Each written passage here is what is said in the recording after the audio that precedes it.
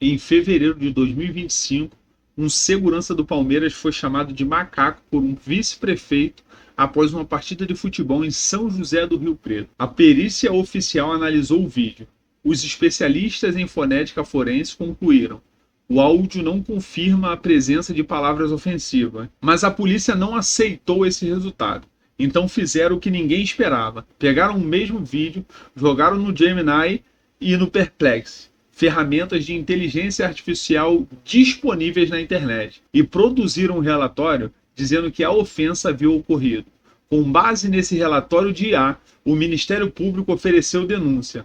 Um processo penal foi aberto. A vida de uma pessoa foi colocada em jogo, com base em opiniões de um algoritmo que contradiz a perícia oficial. Isso não é ficção.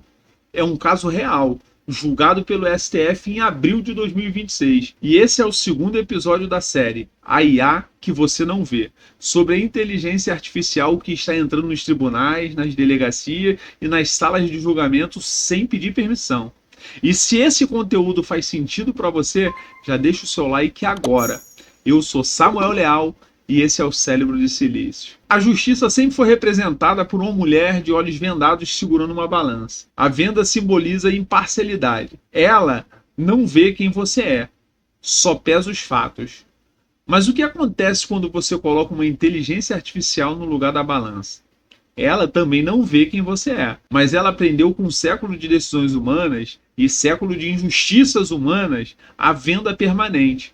O viés não. Então, antes de falar sobre os riscos, eu preciso mostrar para você a extensão do que já está acontecendo. A inteligência artificial está no sistema de justiça de vários países. E no Brasil não é diferente. O Conselho Nacional de Justiça mapeou o uso de IA em tribunais brasileiros. E o resultado mostrou uma adoção crescente e acelerada. Triagem de processos, análise de jurisprudência, sugestão de decisões em casos repetidos, monitoramento de prazos. Em 2025, o CNJ editou a resolução número 615, estabelecendo parâmetros para o uso da IA no sistema de justiça. A resolução classifica como atividade de risco e, portanto, proibidas a IA, a avaliação de provas e interpretação de fatos como crimes. Em teoria, o algoritmo ele não pode condenar, mas a prática ela conta uma história bem diferente, porque existem fronteiras muito tênues entre auxiliar uma decisão e tomar uma decisão. Quando um juiz com centenas de processos recebe uma sugestão de sentença gerada por IA, ele realmente avalia cada caso do zero? Ou ele tende a seguir o que a máquina sugeriu? Essa é uma pergunta que especialistas em direito e tecnologia estão fazendo, e que ainda não tem uma resposta clara. Agora eu vou te contar com detalhes o caso que abriu o precedente mais importante do Brasil nessa área. Em fevereiro de 2025, durante uma partida de futebol no interior paulista, o vice-prefeito de São José do Rio Preto, Fábio Marcondes, teve uma discussão com o segurança do Palmeiras. O segurança era negro. A acusação: Marcondes teria chamado o homem de macaco. Crime de injúria racial. Um vídeo de discussão existia. A polícia encaminhou para o Instituto Criminalística. A perícia oficial. Os especialistas analisaram o áudio com técnica de fonética forense e acústica da fala. Conclusão: os traços articulatórios do áudio não eram compatíveis com o termo imputado. A perícia não confirmou a ofensa. Aqui estava o caminho natural, sem provas, sem processo. Mas então a investigação tomou um rumo que ninguém esperava. Um investigador da Polícia Civil de São Paulo pegou o mesmo vídeo e jogou no Gemini e no Perplex, ferramentas de IA generativa disponíveis na internet. As mesmas que você pode usar agora mesmo no seu computador. Produziu um relatório com a conclusão de que a palavra ofensiva havia sido dita sim, e o Ministério Público usou esse relatório como prova principal e ofereceu denúncia em agosto de 2025. Um processo penal foi instaurado, com base na opinião de uma IA que contradiz diretamente a perícia oficial. A defesa foi ao STJ. E em abril de 2026, a quinta turma do Superior Tribunal de Justiça tomou uma decisão histórica.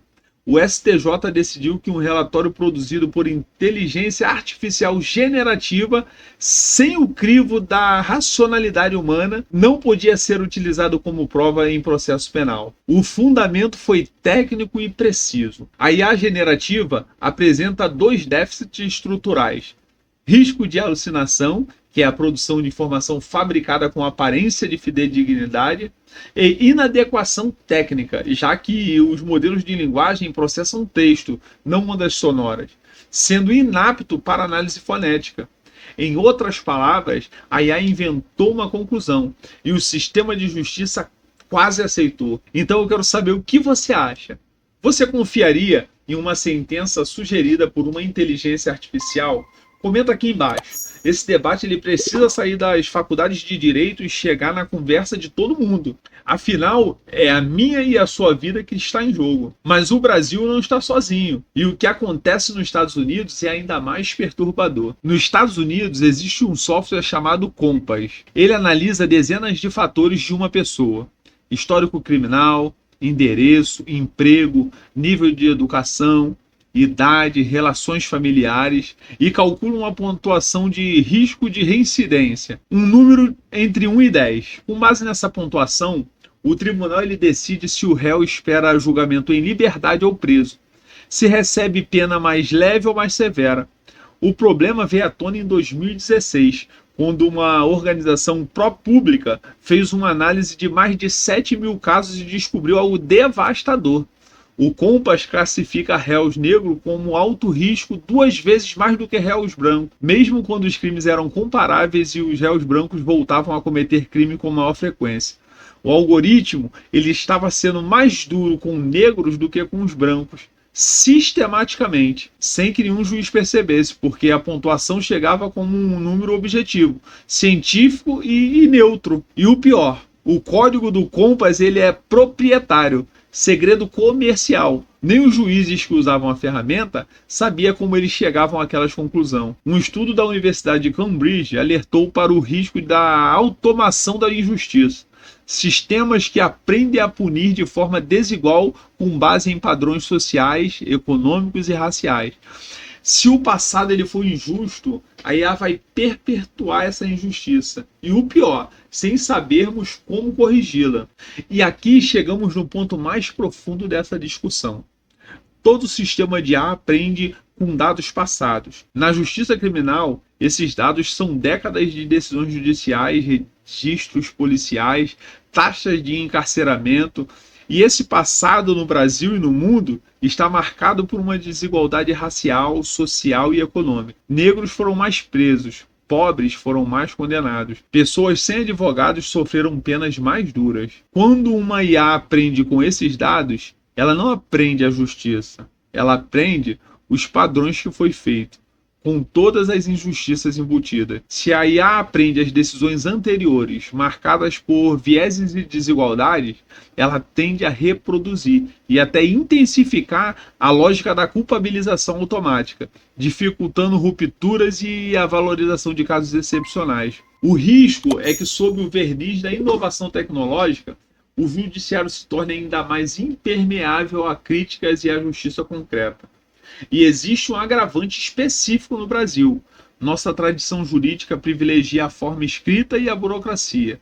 As aplicações da IA operam sobre grande volume de documentos escritos, extraindo padrões e automatizando decisões a partir de registros textuais, o que acaba por afastar ainda mais a oralidade e o contato direto entre o juiz e as partes. Em linguagem simples, quanto mais burocrático e documental é o sistema, mais fácil é para a IA entrar.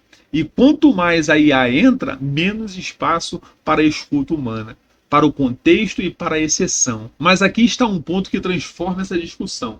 Usar a IA na justiça não necessariamente é errado ou ruim. O erro é usá-la sem transparência, sem um controle e sem responsabilidade. A IA ela pode ser uma ferramenta poderosa para tornar a justiça mais ágil e consistente, identificando jurisprudência relevante, organizando processos, sinalizando inconsistência. Isso tem um valor real num sistema sobrecarregado como o brasileiro. O problema não é a tecnologia, é quando ela passa de uma ferramenta para o árbitro, para o juiz. Quando o algoritmo deixa de sugerir e começa a decidir, quando ninguém sabe explicar por que a máquina chegou àquela conclusão e quando não há recurso humano efetivo para quem for prejudicado pelo erro do algoritmo. A decisão do STJ de abril de 2026 foi um freio necessário, mas apenas o começo de um embate que vai durar décadas. Existe um princípio fundamental do direito que existe há séculos.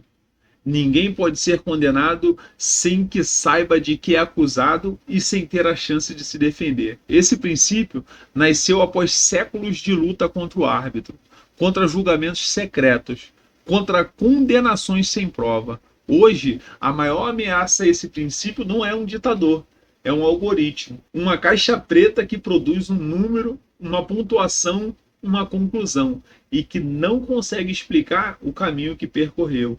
E quando você não consegue questionar a lógica que te condenou, seja humana ou máquina, algo essencial da civilização se perde. O caso do STJ mostrou que o Brasil é capaz de reagir. A decisão ela foi unânime. O precedente está estabelecido, mas a pressão de usar a IA na justiça vai continuar crescendo, porque é mais barato, mais rápido e politicamente conveniente. Cabe a cada um de nós exigir que essa velocidade não venha às custas da justiça. Esse foi o segundo episódio da série A IA que você não vê. No próximo episódio, teremos a IA na medicina. Quem decide? O médico ou o algoritmo? Se esse vídeo te fez pensar, compartilha. Esse debate precisa chegar a mais gente. Me segue no canal para não perder os próximos episódios e até a próxima.